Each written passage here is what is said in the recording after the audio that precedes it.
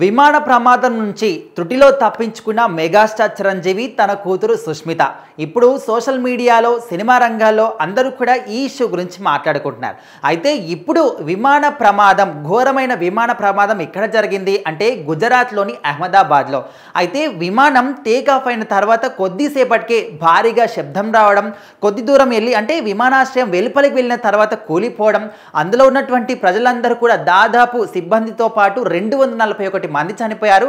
ఒకే ఒక వ్యక్తి బతికున్నాడు. అయితే ఇప్పుడు దేశవ్యాప్తంగా కూడా ఈ ఇష్యూ గురించే మాట్లాడుకుంటూ ఉంటే ఇప్పుడు మధ్యలో చిరంజీవి తన కూతురు సుష్మిత ఎందుకు వచ్చారు, ఆ ఫ్లైట్లో వీళ్ళు కూడా ఉన్నారా, దాని నుంచి తప్పించుకున్నారు విమాన ప్రమాదం నుంచి అనే విధంగా ఎందుకు ట్రెండ్ అవుతుంది అని అనుకుంటే ఆ ఫ్లైట్లో వీళ్ళు లేరు. కాకపోతే ఒకానొక సమయంలో కొన్ని సంవత్సరాల క్రితం చెన్నై ఫ్లైట్ తిరుపతి వెళ్తున్నప్పుడు మార్గమధ్యంలో అత్యవసర ల్యాండింగ్ అవసరమైంది. తిరుపతి పొలాల్లో మాత్రం ఆ విమానాన్ని ల్యాండ్ చేశారు. సో ఈ విషయాన్ని నాగబాబు గారు ట్విట్టర్ వేదికగా పంచుకున్నారనమాట. అయితే ఇప్పుడు అహ్మదాబాద్లో ఏదైతే విమాన ప్రమాదం గురించి మనం మాట్లాడుకుంటూ ఉన్నామో దాదాపు 241 మంది చనిపోయారు. సో మరి ఆ ఇష్యూకు సంబంధించి దేశవ్యాప్తంగా కాదు ప్రపంచవ్యాప్తంగా కూడా అందరూ కూడా సానుభూతి తెలుపుతూ ఉన్నారు.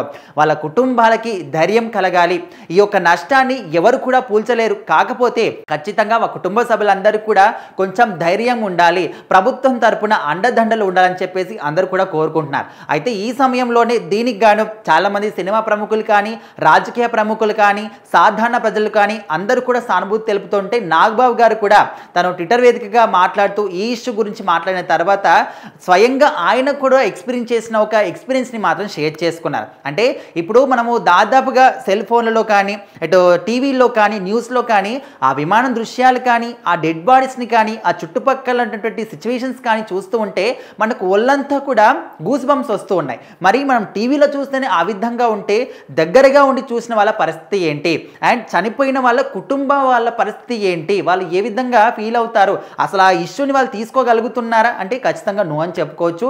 ప్రతి ఒక్కరు అంటే పిల్లలు ఉంటే అక్కడ చనిపోయిన వాళ్ళ పిల్లలు ఉంటే వాళ్ళ తల్లిదండ్రులు కావచ్చు, తల్లిదండ్రులు ఉంటే వాళ్ళ పిల్లలు కావచ్చు, ఎంత ఘోరంగా కన్నీరు మున్నీరు అవుతున్నారో మనము నిన్న నుంచి కూడా విజువల్ చూస్తూనే ఉన్నాం. అయితే ఇప్పుడు ఒకానొక సమయంలో కొన్ని సంవత్సరాల క్రితం ఈ ఫ్లైట్లో మాత్రం వీళ్ళు కూడా ఉండడం జరిగింది. అందులో చాలామంది కూడా సెలబ్రిటీస్ ఉన్నారు.